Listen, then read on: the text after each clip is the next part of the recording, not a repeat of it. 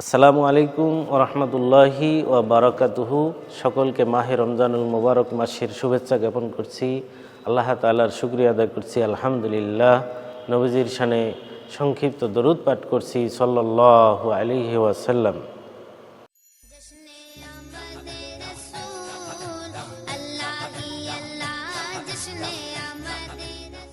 আল্লাহ সুবহানাহু ওয়া তাআলা আমাদেরকে এমন একটি মাস দিয়েছেন যে মাস আসলে আল্লাহ তাআলা বান্দাদেরকে অনেক ধরনের প্রতিদান দিয়ে থাকেন রোজাদারদের জন্য।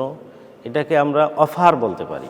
বিভিন্ন অফারে আমরা কেনাকাটায় বিভিন্ন সুযোগ গ্রহণ করে থাকি। আল্লাহ সুবহানাহু ওয়া তাআলা আমাদের জন্য অফার দিয়েছেন, মাহে রমজান মাসে যে ব্যক্তি একটা নফল ইবাদত করবে আল্লাহ সুবহানাহু ওয়া তাআলা তার আমলনামায় একটা ফরজ ইবাদতের সমান সওয়াব দান করবেন। সুবহানাল্লাহ।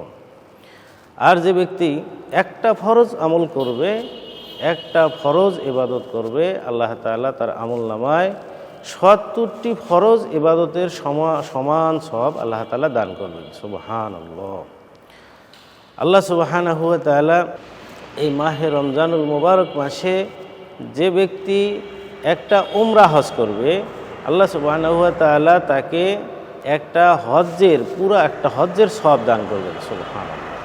আল্লাহ তাআলা এই জন্য বলতেছেন, ফামান শাহিদা মিনকুমুশ শাহরা ফালইয়াসুম। যখন তোমরা এই মাসটা পাবে, তোমরা এই মাসে রোজা রাখবে। রোজা রাখলে আল্লাহ রব্বুল আলামিন কি প্রতিদান দিবেন বান্দাকে।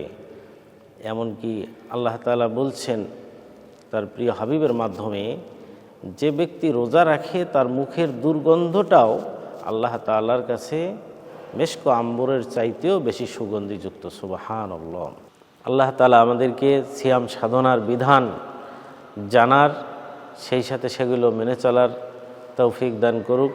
ওয়া আখিরি দাওয়ানা আলহামদুলিল্লাহি রাব্বিল আলামিন। আসসালামু আলাইকুম ওয়া রাহমাতুল্লাহি ওয়া বারাকাতুহু।